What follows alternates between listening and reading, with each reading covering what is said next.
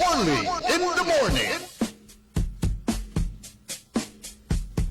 Only in the morning. Only in the morning.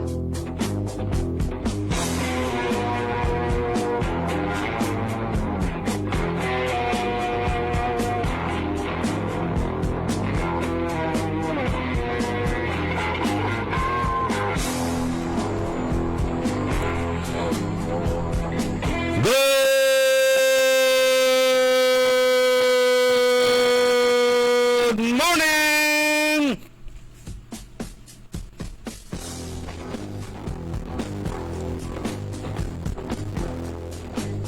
Petsa 18 na bulan na Abril, agaw na Sabado, ipaparungtal tila mula sa programan Karma Health Option. Kantabi tayo saya na programa Dr. Glenn Soriano. Good morning, Dr. Glenn. Good morning, Partner Orly, at good morning naman sa ating mga nakikinig dito sa DWIC at mga nanonood ng live streaming worldwide. Ito, good morning. Pero dito sa Pilipinas nga, good hot morning na naman. Oo. Hot morning talaga tayo everyday. Sabi ko sa iyo kanina, wala ko nakikitang lagi tayong number 1 sa listahan ng heat index. Mataas ang heat index ngayon. Oo, pero parang wala pa tayo sa listahan eh. Minabantayan ko. Siguro nakalimutan lang ang dagupan. Hindi natin alam kung saan probinsya ang mataas ngayon, pero palagi nangunguna ang syudad ng Dagupan kung pag-uusapan ay tindi ng init ng panahon. Ito ay makapagbibigay din sa atin ito ng maraming sakit. Di po ba, Doc? Yes, ito pag-uusapan natin ngayon, isang paulit-ulit din na topic ng itong asthma. Asthma is another chronic disease na triggered by itong heat, mga sobrang init saka sobrang lamig, ganon. So, bakit tayo mag-iintindi na sobrang lamig sa tag-init? Alam ng minsan mga tao nagtatago sa loob ng yung aircon. Yung aircon tinataas masyado.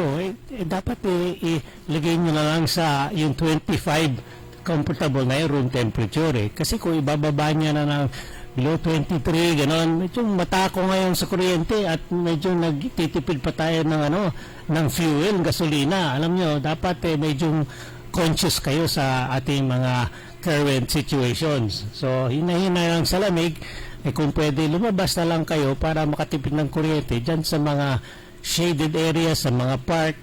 Alam mo, sa SM lang SM na tunay na SM at saka silong ng mangga. Maraming lugar dyan na may silong ng mangga, malamig-lamig. Kahit na dyan sa labas lang, malamig pa rin sa SM. Whether it's silong na mangga or SM na tunay, pa rin malamig yan.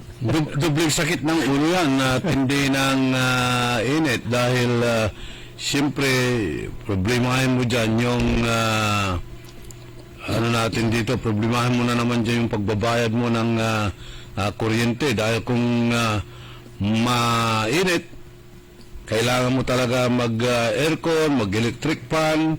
Talagang yung mga appliances natin, baka yan yan ang talagang tawag natin dito, pinaka magastos na sa ngayon dahil sa tindi ng init ng panahon. So, ano ang maidudulot nitong init ng panahon? Kasi maraming sanhi ng sakit ng ulo, Dok, Wala nga tayong takas dito sa yung triggers ng itong pag-uusapan natin ngayong asthma. Kasi ang asthma, triggered by maraming factor yan Una-una, umpisa natin extreme heat. Okay? So, extreme heat, kung maiwan kayo dyan sa labas sa init, talagang triggered na yung asthma nyo. Atakihin kayo talaga. Pero ang plano nyo, pumunta na naman sa mall. Kung sa sobrang lamig, hindi ka sanay, trigger pa rin ang asthma mo. Ganon.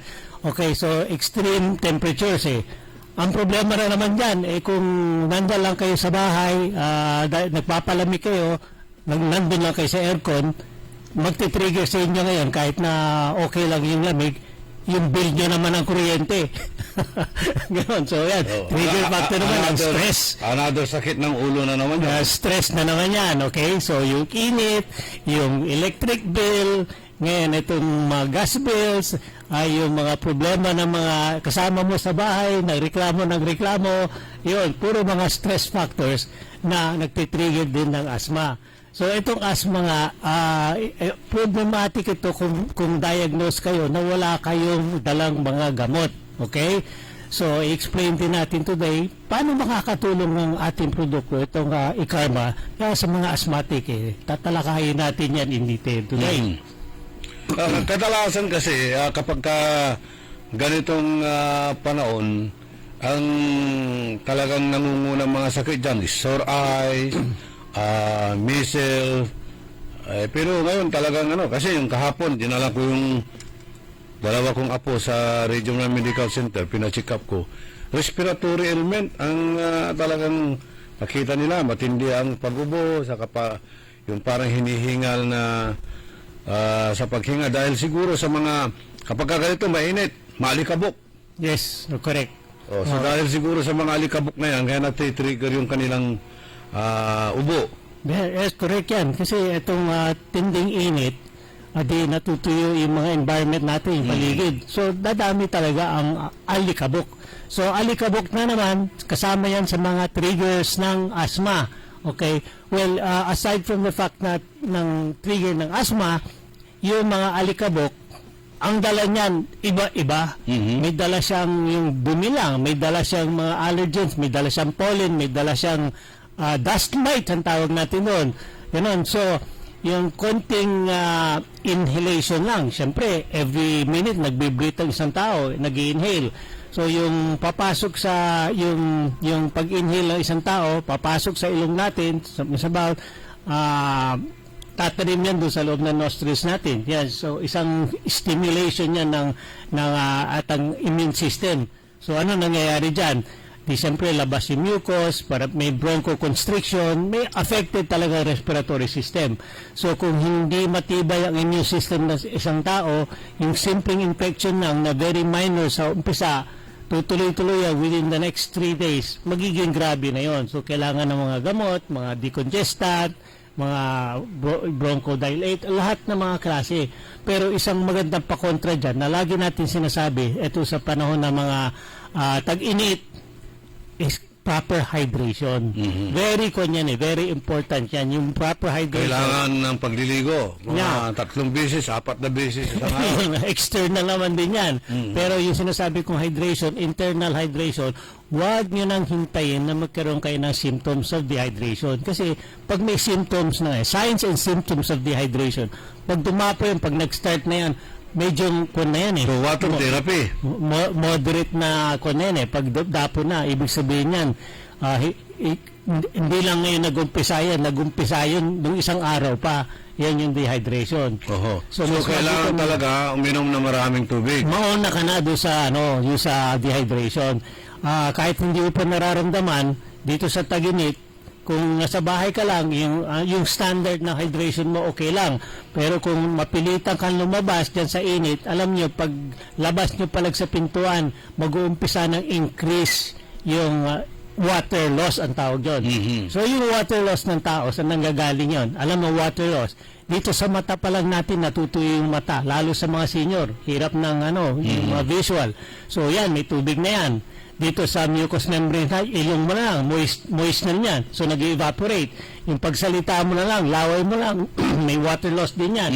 Papawisan ka pa, yun, water loss na naman yan. Tapos siyempre, ang lahat ng tao, oras-oras, umiihi.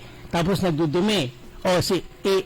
Suma total, sabi niya, yung luha mo, yung sipon mo, yung laway mo, yung pawis mo, yung ihi mo, yung dumi mo, 5 na yan 5 sources of water loss. Kaya hindi mo nararamdaman na, isang oras pa lang hindi mo nararamdaman pala, ang laki na pala ng loss mo. Nanlalanta ka na. So isang, palagay ko, 15 to 30 minutes pa lang, nakadalawang baso ka na ng water loss na hindi mo nararamdaman. So ngayon, yung tips ko sa inyo, huwag yun nang hintayin yung first sign or symptom ng dehydration. labas ka pa lang ng pintuan, magbaon ka na ng mga thermos na yan. Uminom ka na ng tubig. After another hour, uminom ka na naman ng isang basong tubig dyan sa labas. Yun, ahead of the game ka na. Oo, ito, hindi po ito, biro, pero nakakamatay po yung dehydration na dope. Oh yes, ang dehydration can start maraming fatal na yung systems ang tawag nito. Okay? So ito yung topic natin is asthma. So yung dehydration can trigger asthma. Okay? Eh kung may asthma ka nga, tapos meron ka pang ang tagal-tagal mo, meron ka na pang heart condition. Okay?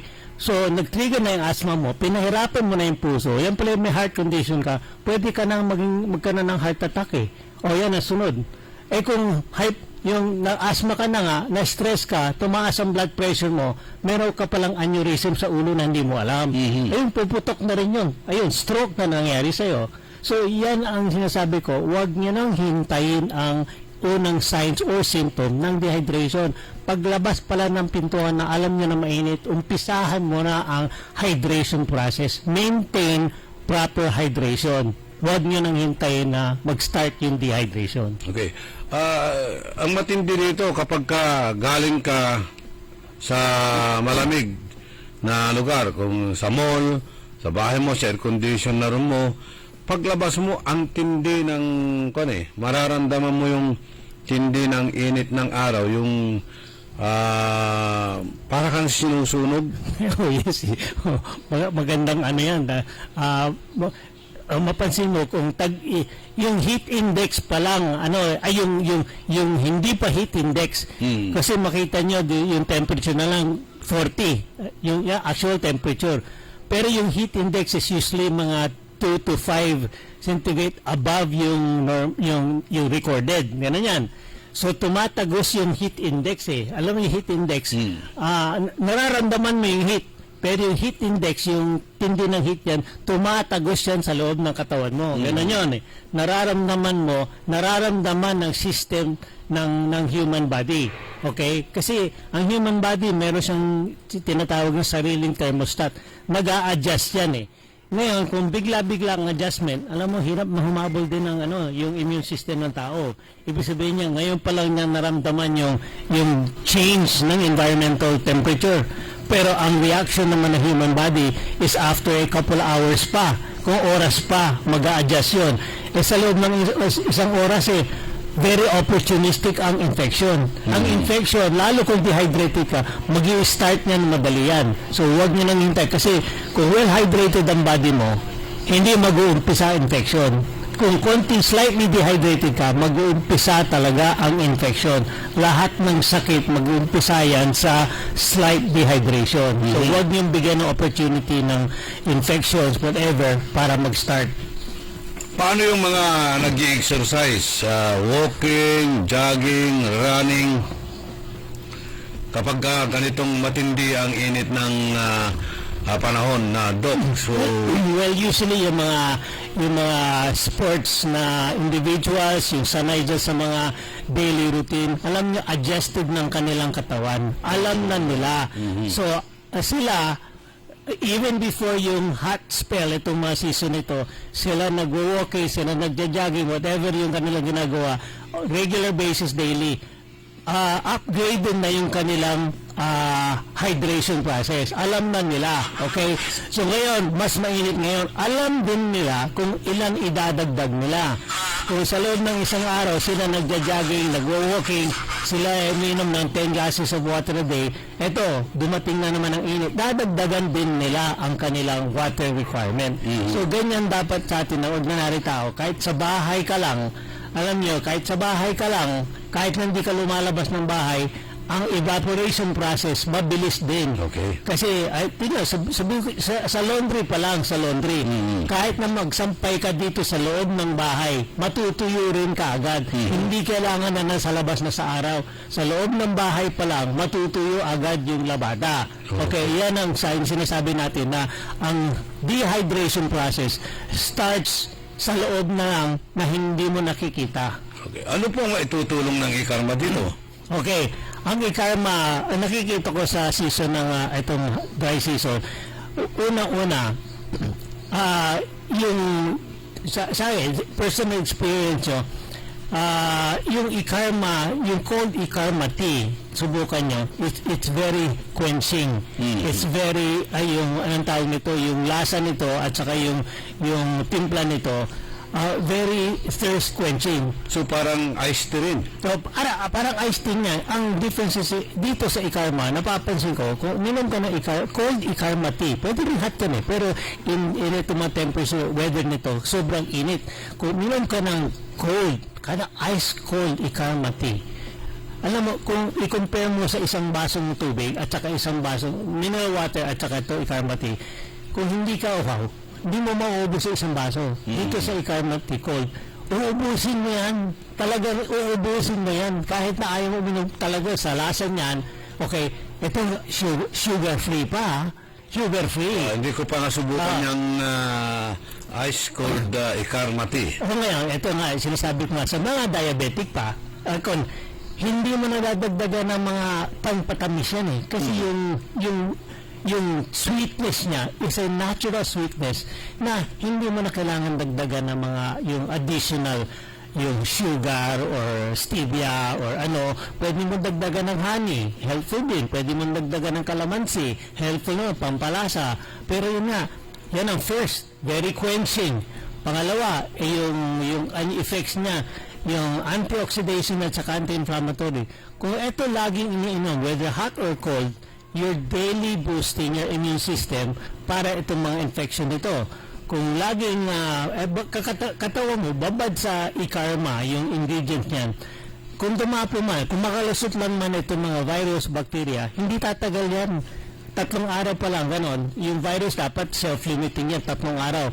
Mararamdaman mo yung symptom, sisipunin ka, ubuhin ka. Pero kung wala kang Ikarma, tatagal ng 1 linggo yan. Ngayon, kung tumagal yung symptom na simple respiratory infection na more than 1 week, damay lahat ng ibang sakit mo. Damay ang hypertension mo, damay ang arthritis mo, damay ang heart disease mo, damay ang kidney disease mo, lahat-lahat na. So, huwag niyong paratingin dyan sa point ng damay lahat ng system. Kung meron ka ng sakit, ngayon pa lang, i-ready ka na. Pero mas karamihan, tulad sa pagkakape, mas gustong-gusto nila na habang mainit, gusto nila habang mainit yung, kasi kung minsan may mag-order ng kape, ang lamig ng kape nyo. Pwedeng palitan, pwedeng painit. Yan ang gusto, karamihan gusto. Habang mainit, pinapaspasan, hinihigop. Ngayon, iba naman ito. So, paano mo gagawin yan? Pagka lalagyan mo ba ng ice, magtutunaw ka, magkrakrak ka ba ng ice, o i-freezer mo na yan magdamag yung timo na nakababad sa ano? Well, tama yan. Kasi isa ako dyan sa mga very particular ako doon sa init ng kape. Okay? Ayoko yung maligamgam na kape. Dalawang bagay yan. It's una, iba yung lasa talaga na mainit ng kape. Iba ang dating sa'yo na mainit na kape. Tsaka, for some reason, iba din ang lasa ng mainit na kape. Mas masarap ng mainit na kape. So, dalawa yan, yung physical niya at saka yung psychological effect ng iinom ka ng mainit na coffee. Yan yan. Kasi, unang-una pa iinom ka ng malamig na coffee, yung pag-iisip mo lang, turn off ka na eh. Turn off ka na eh. Ayaw mo na eh. Okay, kahit na pareho lasa nun eh. Pero, yung physical, yung features ng hot coffee, parang i-stimulate yung isip mo na, uy, masarap talaga, kahit na pareho lasa. So yan, yung ng coffee talaga. Okay? So yung cold naman, ganun din yan eh. Yung cold beverages sabihin natin, yung iced tea. Okay? Yung iced tea at saka yung warm tea, ang comparison yan, hindi mo talaga mainom ang sabihin na tea na warm. Gusto mong tea na ice cold. Di ba? Pero ang totoo niyan, ang lasa niyan, parehas lang eh. So yung component niyan ng psychological, malaking bagay yun eh. Okay. Ganoon. Lalo sa mga panahon na ito, tag-init, gusto mo talaga maramdaman yung lamig sa bibig mo. Ganon yan eh. So, kung may lamig nga doon sa bibig mo, tapos may konting matamis-tamis pa, ganon, yun very enticing, very, invigorating yan, tinatawag nila, na masarap talaga ng ice. Okay? Ang problema ng binibili natin yung mga iced tea sa commercial sa restaurant, Very sweet eh. Yung sana susunod ko na ng tatanungin ngayon, yung mga milk tea na yan, iced tea na yan, na paborito ng mga kabataan, Very, diyan magkakaroon ng diabetes. very dangerous talaga Yun, ang iced okay. tea. Very dangerous eh. Kaya ako nire-recommend. Sabi ko, subukan nyo itong Ikarma tea. Okay? Ang tanong mo kanina, paano ba kalalagyan mo na naman paano yun mo yung well, sa akin, preparation ko in the morning, first thing in the morning, laging merong ice, yung cold tea dito sa ref. Prepare mo na ng morning or the night before, 1 pitcher of tea, ganun yan. Tapos, yung inumin mo whole day, 1 litro na yun eh, ganon, okay? So, kung hindi masyadong malamig, gusto mo ice, pwede naman dagdagan ng ice eh. Okay, kasi yung tea ko, ice, yung cold tea, wala pang gelo yan eh. Pero kalahating araw pa lang, ubos na yung kalahati. Yung cold tea, na-chill na, magdamag.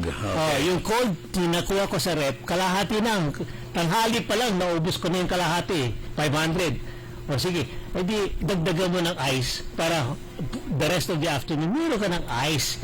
So hindi affected yung quality ng tea na yan. At saka hindi mo dadagdagan ng sugar kasi yung natural sweetness ng Ikarma tea it's very healthy. O at least sinasabi ko, yung natural, yung benefit ng Ikarma tea, una-una, naturally sweet. Okay? Yung other medical benefit ng Ikarma tea is natural, tawag nito, a natural steroid. Okay? Kasi very harmful na steroid, yung medical steroid. Pero ito, sinasabi nila, merong effects ito na anti-inflammatory, antioxidant, ng properties ng isang malakas na gamot, yung steroid. So, kung uminom ka ng Ikarma tea, parang protected ka araw-araw eh. Meron ka na antioxidation at saka meron ka anti-inflammatory. Kasi lahat ng sakit, sinasabi ko lahat, asthma, hypertension, arthritis, lahat yun, ang umpisa niyang inflammation. Kaya kung meron kang anti-inflammatory na iniinom everyday, katulad na Ikarma, ay, baka next year wala ka na sakit. O yung mga sakit mo, bumabaliktad na. Ito ang pinakamalaking problema ngayon, Dok, itong mga kabataan, dahil ito nga nauuso eh. Sa mga may mga shop dyan na talagang hindi lang coffee shop, talagang milk tea, iced tea. Okay. Yung mga hinahalo nila dyan na kung anong klaseng ingredients na nagbibigay ng sarap doon sa kanilang iniinom. Ito, magkakaroon ka ng maraming sakit dyan, tulad ng diabetes. Tama yan. Hindi ko pa nakikita yan, pero meron very dangerous na ingredient na ginagamit ng commercial sa mga bangketa.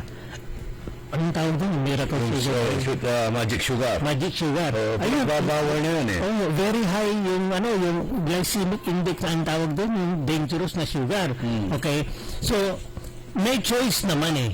May choice naman ang tao. Kaya sabi ko, yung napakamura, magkano bibili mo sa isang basong na may mahal na 45 to 50 pesos. Kaya nga, pero doon sa drink na yun, doon sa kanto lang yan, sa kanto lang yan. Kanto lang, makikita mo, magkano lang yun, 5 to 10 pesos lang isang baso. Pero yung 5 to 10 pesos na yan, ang laman yan, very dangerous eh. Very sweet, okay? So, isipin nyo, ang practicality na itong kuwan ito, ang pinakamagandang effect nun is yung malamig ni yelo. Kung ikaw uhaw na uhaw ka, nasa init ka, gusto mo talaga malamig. Ganon. Pero ang hidden agenda nun, very high ang sugar content nun, di ba? So, ang sugar na umiinom ka ng marami na very high sugar content is actually dehydrating. Kasi kung inom ka ng sugar, nandun sa loob ng ugat mo yung sugar, mataas ang high sugar mo, hihigupin lahat ng tubig sa mga balat-balat mo, papasok kaya palagi ka na uhaw. Palagi ka na uhaw. So, ako advising against na sweet iced tea. Okay? Bakit laging siniserve yung mga iced tea sa mga restaurants with yung regular food? Kasi yan ang pinakamura eh. Bottomless pa. I-offer mo yun. Okay? So, ang choice mo is yung kasama sa meal mo, yung iced tea. Di ba? O kasi mura yung iced tea. Yung restaurant mo nakakatipid siya, ganon. Parang ano na yun, freebies o kasama na sa package ng ano. So, ang option mo, soft drinks. Oo. Di ba? Ang soft drinks, high sugar din yan. Parehas din. Parehas din.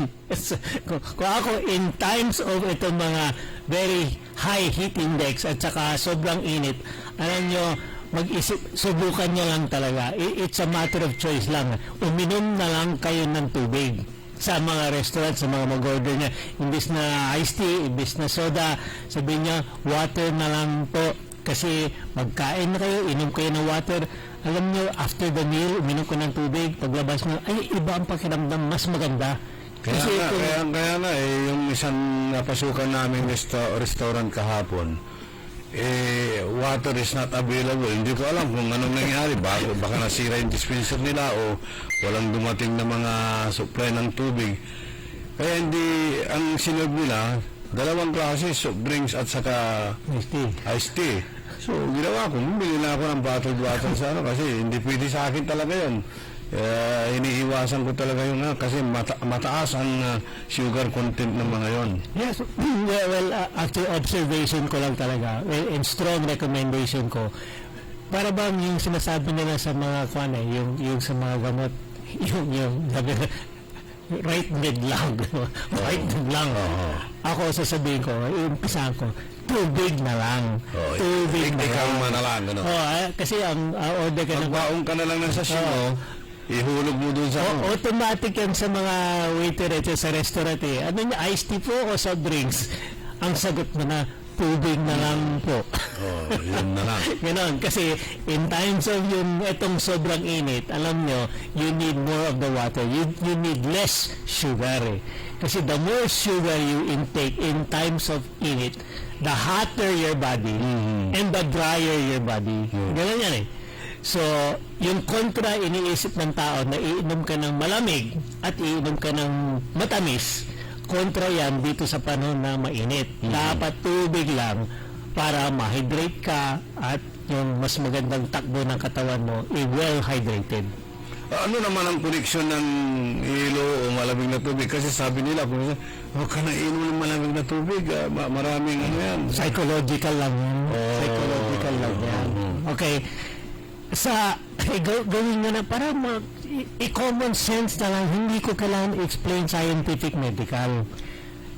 Ilang billion na tao population ng buong mundo ang umiinom ng ice water.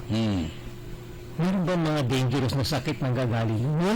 Wala talaga. Kasi explained scientifically, when you drink a glass of ice water, sa tiyan pa lang neutralize na yung temperature eh. Kasi mainit yung dinadaanan niya eh. Yung lalamunan mo, etc. Neutralize na yung temperature eh. Pagdating sa tiyan mo, sandali lang yan.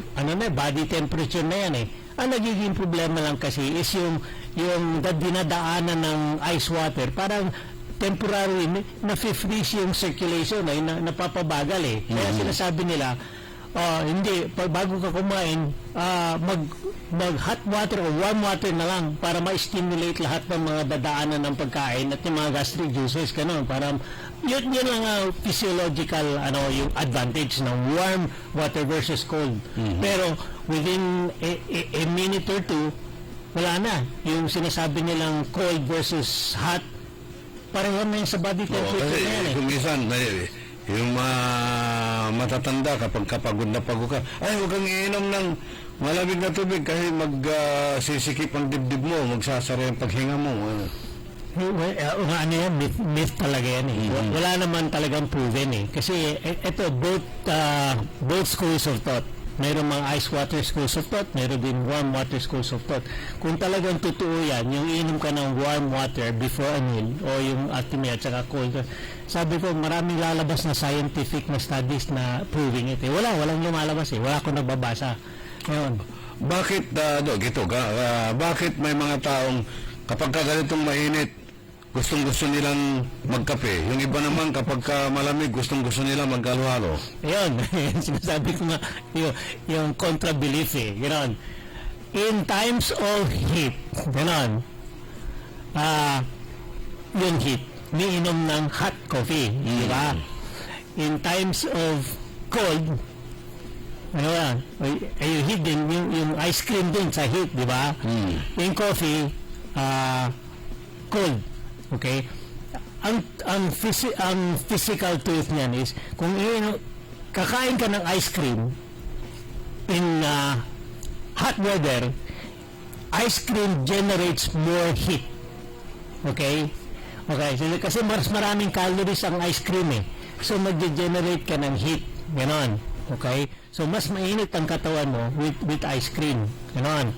In coffee, less ang calories niyan eh. When you drink coffee, you get less calories, pero you get more stimulation. Yung stimulation, dito sa panahon ng malamig, increases yung circulation. Kaya medyo naano ka sa mga lamig na inom ka ng coffee. Pero very minimal din ang effect nun. So, kung sa akin, yung scientific basis yan, mas magandang kumain ka ng ice cream ano ba yan? Ice cream in cold weather. Ganun yan eh. Kasi mag-generate ka ng calories para pang laban mo sa cold. Yan yun. So paano kung malamig ba at iinom ka ng mainit na kape, maibsan ba yung lamig mo? In the same manner na kapag mainit maghahalo-halo ka ay maano rin yung katawan mo? Paano yun? Kasi yung opposite ang effect kasi yung dalawang yan, ice cream versus coffee. Ang benefit ng coffee in cold is that it generates heat by increasing your heart rate. Ganun eh. Mag-generate yun ng body heat kasi tinataas niya yung circulation. Kung itataas mo yung circulation, pabibilisin mo circulation, mag-generate ka ng body heat. Yan lang. Yan ang ng coffee.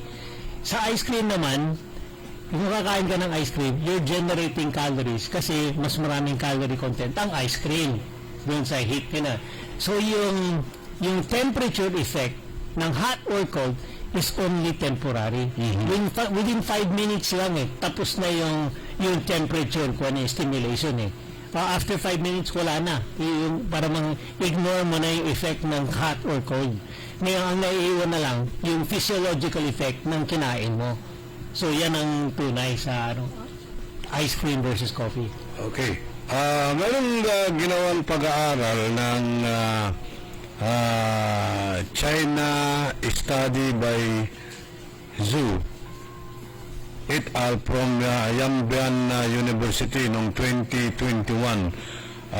Ano po ang nakita dito sa ingredients ng ikarma na ito ay nakakapagpagaling ng asthma at diabetes? Actually, itong study done in 2021 by itong Chinese Su XU and colleagues Ang pilyedo nito XU Parang yung presidente XI.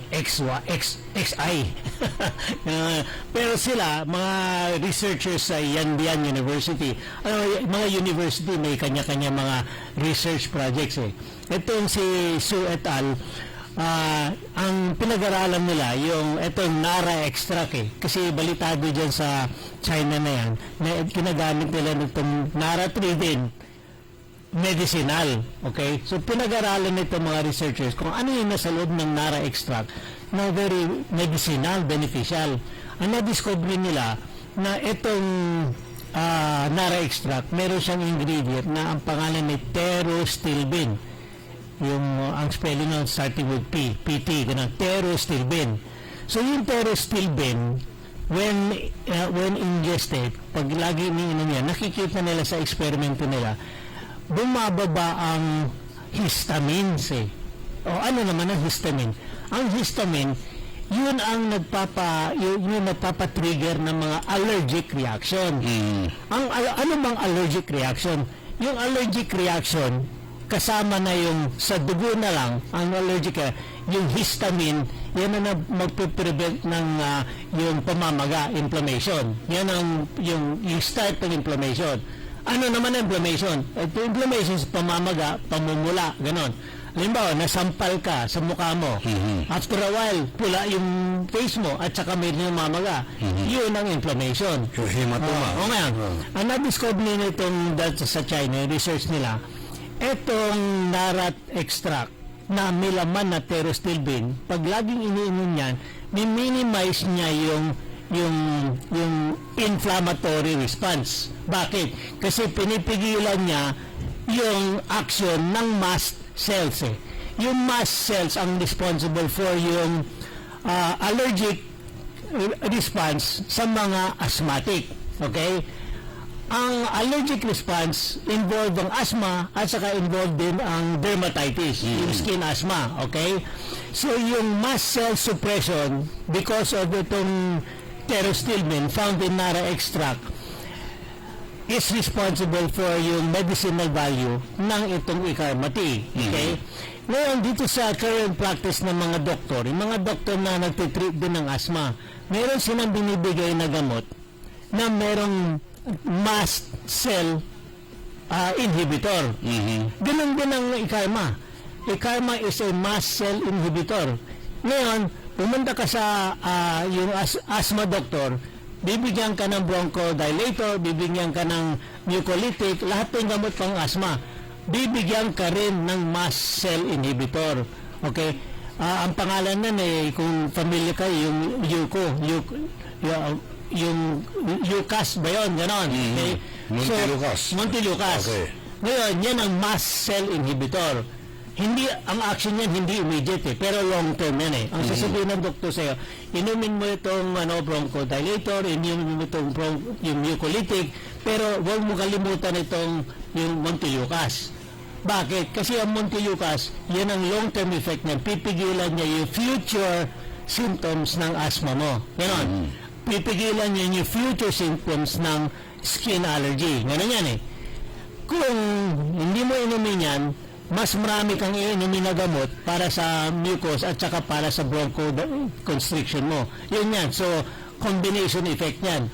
Ako, yung usapan natin ngayon, kung yung Montelukast mo, long term din yan. Kung minom ka rin ng Icarma daily, kung asthmatic ka, inom ka ng Icarma daily, hindi mo na kailangan ng Montelukast. At yung symptoms mo ng asthma, kung ma-trigger uli yan, kung magkaroon ng asthma attack, kung naka-Icarma ka daily, mas maiksi ang episode mo kaysa yung dati. Imbes na 7 days yung asthma mo na unti-unti mawawala, baka 3 days pa lang tapos na yung asthma attack mo. Ganun lang.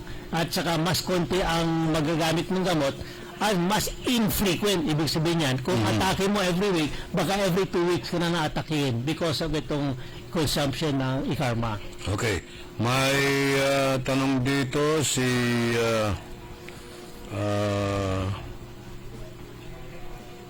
sabi dito, good morning, Dr. Glenn. Sabi niya, 2 beses po, tanong ko lang po, 2 beses ako nag-iikarma sa umaga at 2 beses din sa gabi. Okay lang po ba yun? Sabi ni 0943-388-7368.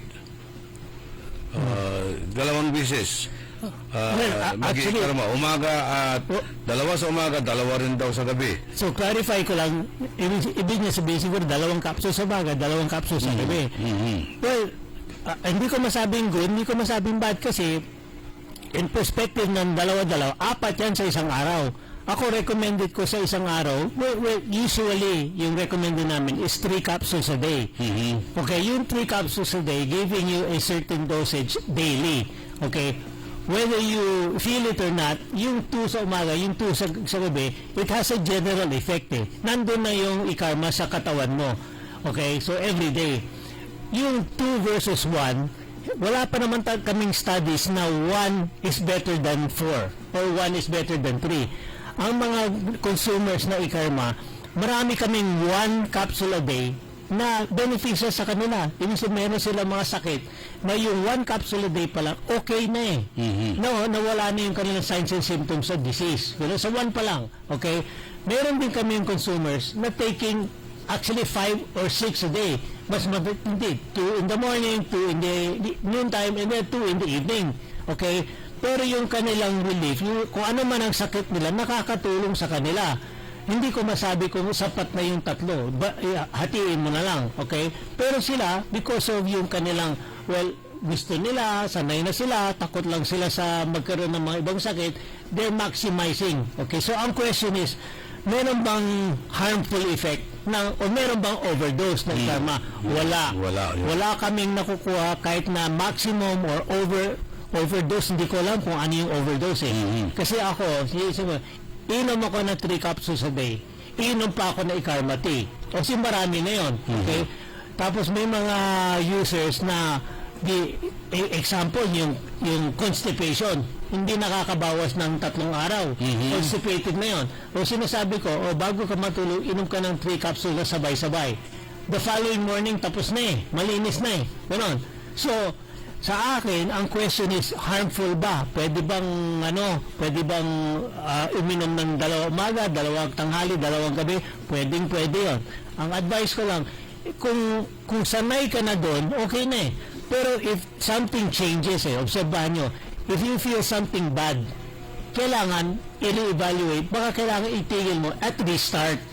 Kasi baka merong ang tawag nito detoxification effect Umpisal, usually, beginning Parang nagbabawas ka. Parang magkaka-LBM ka minsan. Correct, yan. Kasi LBM, yung pagbabawas, bigla, hindi naman sign niya ng may sakit ka.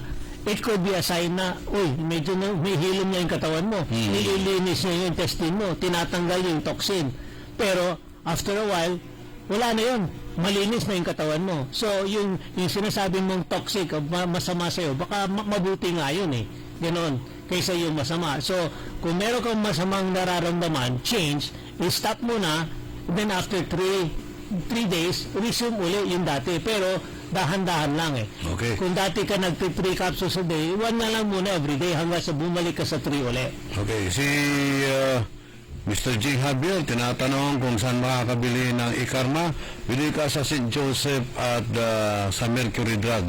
Nandun na ba sa Lingayen yung mga ganyan? Yes, meron din yan. Well, actually, kung ikaw ay disabled ka o talagang hindi ka makakalabas o wala kang mautusan, pwede naman tayo sa sa Shopee, Lazada. Nagde-deliver naman din sila. Alam niyo naman ang convenient. Shopee, Lazada, mabilis. Pero kailangan mag-order kayo sa yung actual website na ikarmahealthoptions.com at para dalhin kayo doon sa official site para mag-order kayo ng Shopee or Lazada. Ayun.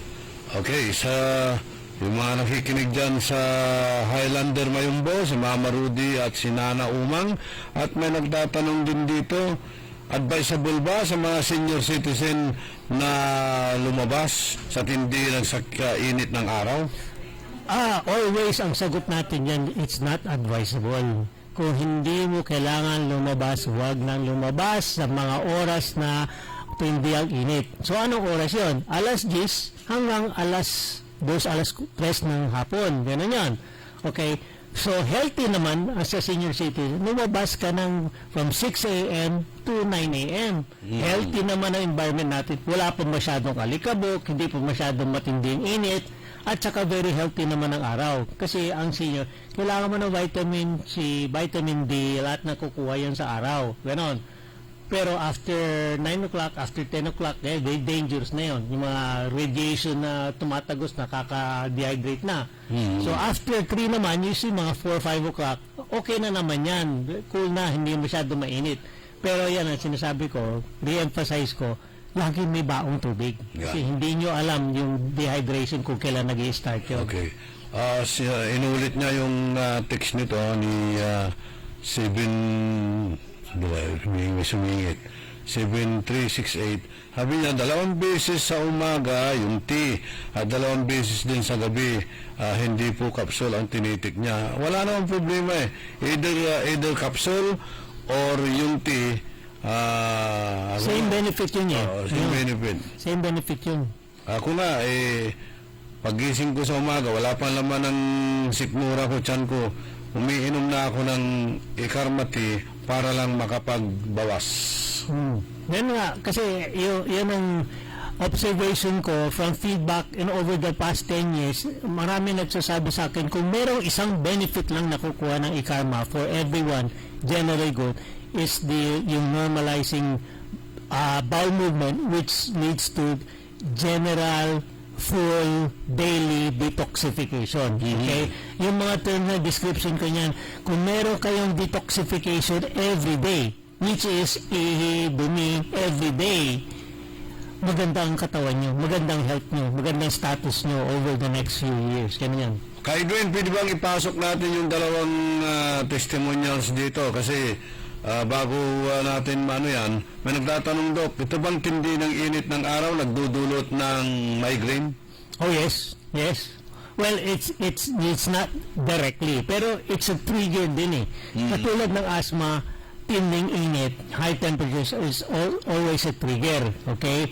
Yung ang question niya na yung nakaka-affect ng anong sinasabi niya, nakaka-trigger ng migraine. Okay, what is migraine? Migraine is a headache usually related to muscle tension. Kasi yung mga ugat ng tao, yung arteries ng tao, meron sa ulo yan eh, okay? Yung muscle, yung arterial muscle na sa loob ng ugat, pupulikat din yan eh. Ang tawag nito, nagkukonstrict eh. Basta, the same as yung sa athletes, pag sumobra yung exercise, pupulikat ang muscle mo. Okay? Isa din yung dehydration. Ngayon, yung muscles mo sa arteries ng head, mayroon din yan eh. Ngayon, kung overstress sila, it's either dehydration or electrolyte depletion, magkakaroon ka ng migraine headache. Ganon. So, the heat indirectly causes dehydration, causes muscle tension, causes headache, causes migraine. Ganun yan. Yan ang connection yan eh. Ayun. So, yung tinding heat, yan sabi, from the beginning, ang prevention yan, proper hydration. Huwag niyong hintayin yung headache, inom na ng tubig ng almost every hour.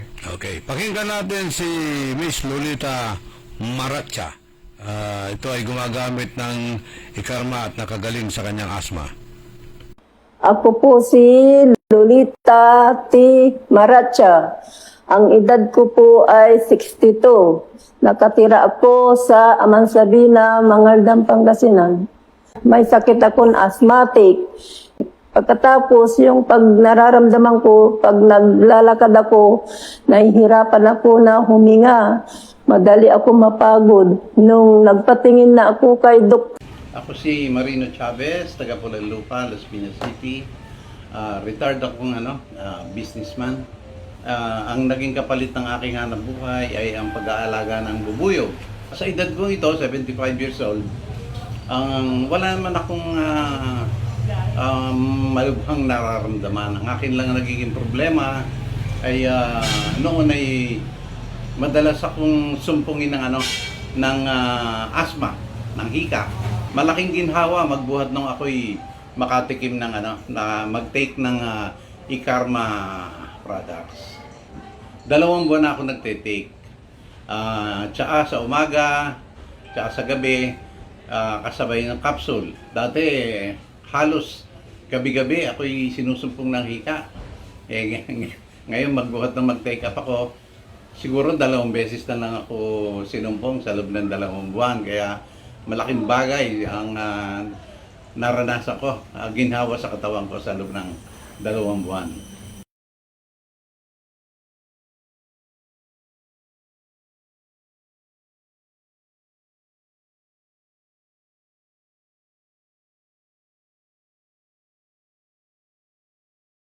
Yung major siguro is yung mga, kasi nakatira siya sa farms eh. So yung mga farms, very high ang pollen content ng environment eh. Either pollen o yung mga allergic na yung sa process ng bee, okay? Meron akong i-emphasize ng points dito sa kay Marino Chavez na nangyari sa kanya.